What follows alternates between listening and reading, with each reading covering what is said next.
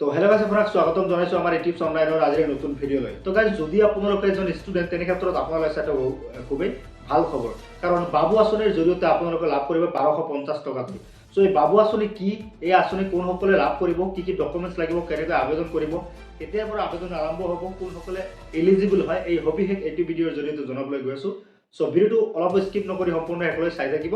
যদি আপুনি এতিয়ালৈকে আমাৰ চেনেলটো ছাবস্ক্ৰাইব কৰা নাই, চেনেলটো ছাবস্ক্ৰাইব কৰি দি কাষত থকা বেল আইকনটো বজাই ৰাখিব। সো বলক ভিডিঅ'টো আৰম্ভ কৰোঁ।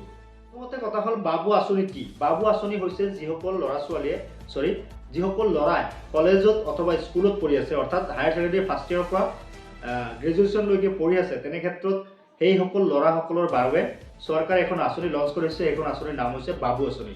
সেইসকলক, এই ল'ৰাসকলক 1250 টকাকৈ প্ৰতি মাহে পঠিয়াই দিব, যাতে আপোনালোকে ভালকৈ লিখা পঢ়া কৰিব পাৰে বা ষ্টাডি কৰিব পাৰে।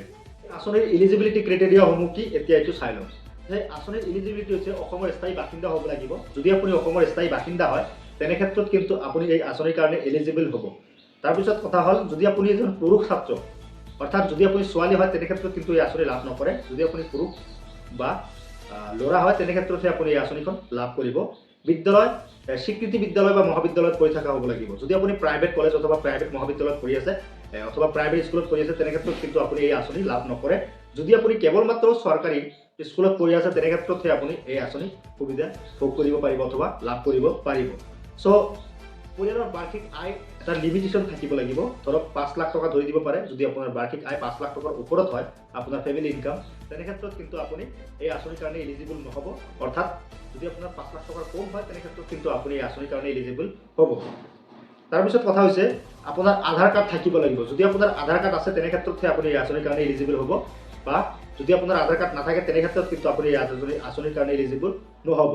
তাৰপিছত আছে, নিজৰ নামত বেংক একাউণ্ট থাকিব লাগিব। যদি আপোনাৰ নামত এখন বেংক একাউণ্ট আছে, তেনে ক্ষেত্ৰতে আপুনি এলিজিবল হ'ব এই আঁচনিখনৰ জৰিয়তে, এই আঁচনিখনৰ কাৰণে। যদি আপোনাৰ ঘৰৰ বেংক একাউণ্টত দিয়ে, তেনে ক্ষেত্ৰত কিন্তু একচেপ্টেবল নহয়। চ' অতি সোনকালে আপুনি এখন বেংক একাউণ্ট বনাই লওক, যদি আপোনাৰ নামত নাই। যদি আপুনি নিয়মীয়া এজন ষ্টুডেণ্ট হয়, তেনে ক্ষেত্ৰতহে আপুনি লাভ কৰিব। চ' এতিয়া কথা হ'ল, এই আঁচনিসমূহৰ কাৰণে আপোনাৰ প্ৰয়োজনীয় নথিপত্ৰ কি লাগিব বা ডকুমেণ্টেশ্যন কি লাগিব, কি ডকুমেণ্টছ লাগিব এই আঁচনিখনত এপ্লাই কৰোঁতে। চ' এই আঁচনিত যদি আপুনি এপ্লাই কৰে, তাৰ প্ৰথম ডকুমেণ্টছ লাগিব আপোনাৰ আধাৰ কাৰ্ড। আপোনাৰ আধাৰ কাৰ্ডখন মেণ্ডেটৰী হয়। যদি আপোনাৰ আধাৰ কাৰ্ড নাথাকে, তেনে ক্ষেত্ৰত কিন্তু আপুনি এই আঁচনিৰ কাৰণে এলিজিবল নহয়। আপোনাৰ আধাৰ কাৰ্ডখন লাগিব। তাৰপিছত লাগিব স্থায়ী প্ৰমাণপত্ৰ। স্থায়ী প্ৰমাণপত্ৰৰ বাসিন্দা, অৰ্থাৎ PRC লাগিব পাৰে। যদি আপোনাৰ PRC নহয়, তেনে ক্ষেত্ৰত আপুনি এপ্লাই কৰিব পাৰিব, বাট PRC থাকিলে ভাল। তাৰপিছত হৈছে জন্মৰ প্ৰমাণপত্ৰ বা বয়সৰ প্ৰমাণপত্ৰ। আপোনাৰ জন্ম তাৰিখ হ'ব পাৰে, জন্ম চাৰ্টিফিকেট হ'ব পাৰে।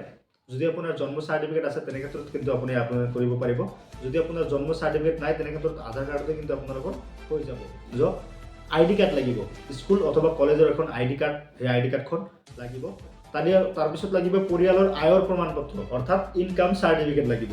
যদি আপুনি ইনকাম চাৰ্টিফিকেট দিয়ে, অৰ্থাৎ আপোনালোকৰ এখন ইনকাম চাৰ্টিফিকেট প্ৰভাইড কৰিব লাগিব, যিখন চাৰ্কল অফিচাৰৰ পৰা আনিব লাগিব। যদি আপোনালোকে ইনকাম চাৰ্টিফিকেট এতিয়ালৈকে বনোৱা নাই, আপুনি অতি সোনকালে বনাই ল'ব লাগে। ইনকাম চাৰ্টিফিকেট বনাওঁতে কিন্তু আজিকালি অনলাইনত বনাব লাগে, এসপ্তাহমানৰ প্ৰয়োজন হৈ যায়। চ' আপোনালোকৰ এখন ইনকাম চাৰ্টিফিকেটৰ প্ৰয়োজন হ'ব। তাৰপিছত হৈছে শেহতীয়া পাছপোৰ্ট আকাৰৰ ফটো এখন লাগিব, একপি ফটো লাগিব, যিখন আপুনি আপলোড কৰিব লাগিব।